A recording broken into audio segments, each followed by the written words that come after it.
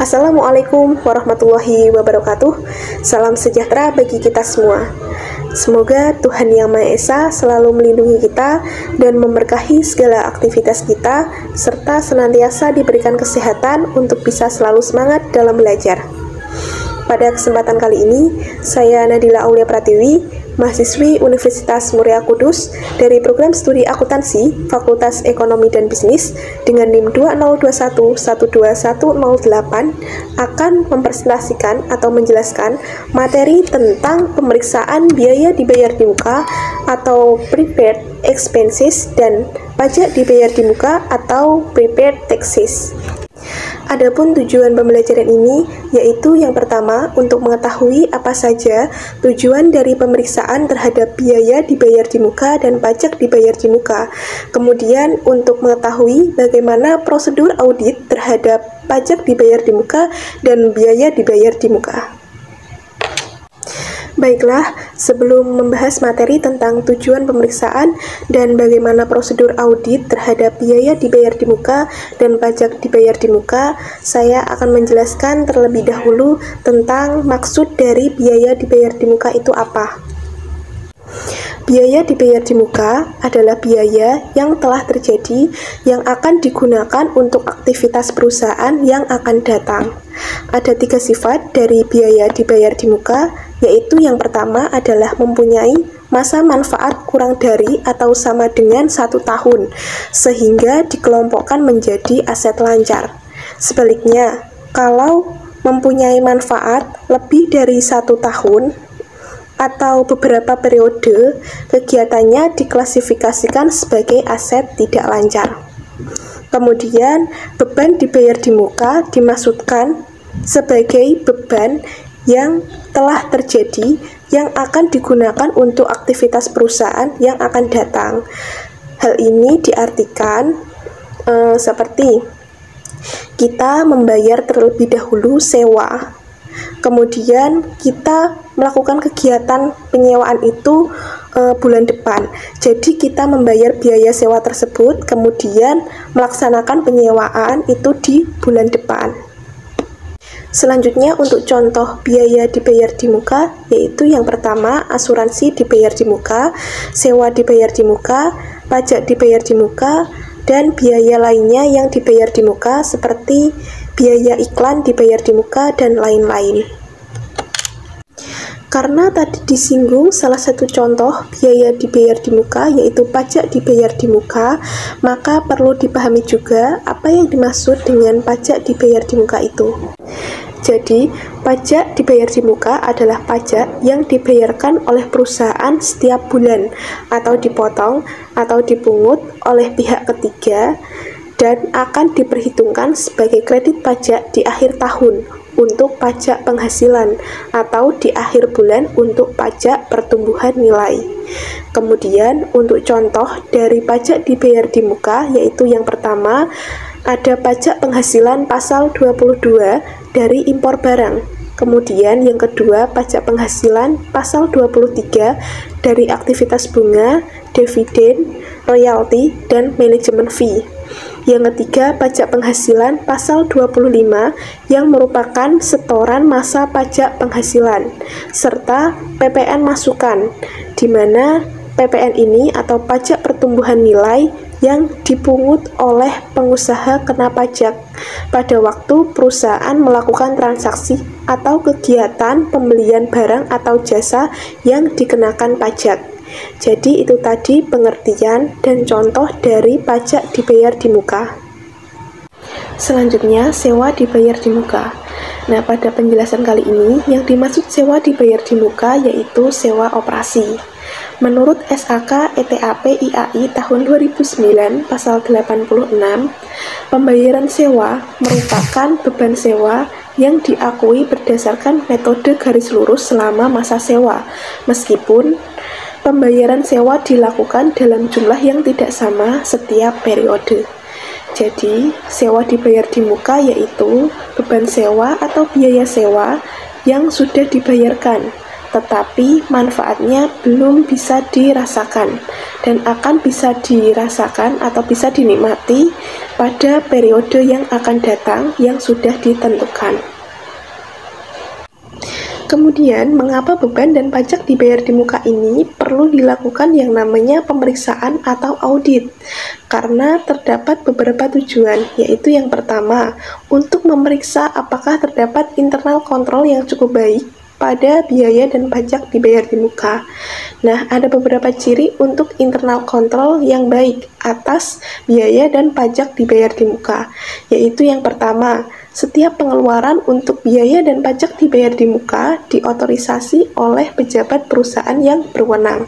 Kemudian yang kedua, setiap pengeluaran untuk biaya dan pajak dibayar di muka didukung oleh bukti-bukti yang sah dan lengkap.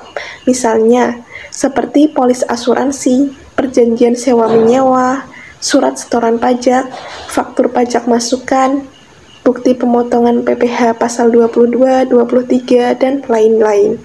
Kemudian untuk tujuan nomor 2 yaitu untuk memeriksa apakah biaya yang mempunyai kegunaan untuk tahun berikutnya sudah dicatat sebagai biaya dibayar di muka. Nah, maksudnya adalah auditor harus memeriksa apakah bagian yang belum expired atau mempunyai kegunaan untuk periode yang akan datang tidak dibebankan sebagai biaya, tetapi sudah dicatat sebagai biaya dibayar di muka. Kemudian untuk tujuan nomor 3 yaitu untuk memeriksa apakah biaya dibayar di muka yang mempunyai kegunaan untuk tahun berjalan telah dibebankan atau dicatat sebagai biaya tahun berjalan. Nah, maksudnya adalah auditor harus memeriksa apakah beban yang expired atau masa manfaatnya sudah berlalu, sudah dibebankan sebagai biaya tahun berjalan atau belum. Kemudian, untuk tujuan yang nomor 4, untuk memeriksa apakah pajak dibayar di muka didukung oleh bukti-bukti setoran atau pemungutan pajak yang sah dan lengkap, sehingga bisa diperhitungkan sebagai kredit pajak akhir periode. Dan tujuan yang nomor 5 yaitu memeriksa kesesuaian penyajian biaya dan pajak dibayar di muka dalam laporan keuangan sudah sesuai atau belum dengan standar akuntansi yang ada di Indonesia. Adapun prosedur yang dilakukan dalam melakukan pemeriksaan terhadap biaya dibayar di muka dan pajak dibayar di muka, yaitu dibedakan menjadi 2 prosedur. Yang pertama, compliance test, dan yang kedua, substantive test. Untuk substantive test dibedakan menjadi beberapa bagian, yaitu yang pertama, sewa dibayar di muka, premi asuransi dibayar di muka, biaya advertensi dibayar di muka, dan pajak dibayar di muka. Yang pertama adalah prosedur pemeriksaan untuk compliance test. Ada 2 tahap, yaitu yang pertama, pelajari dan evaluasi internal kontrol biaya dan pajak dibayar di muka.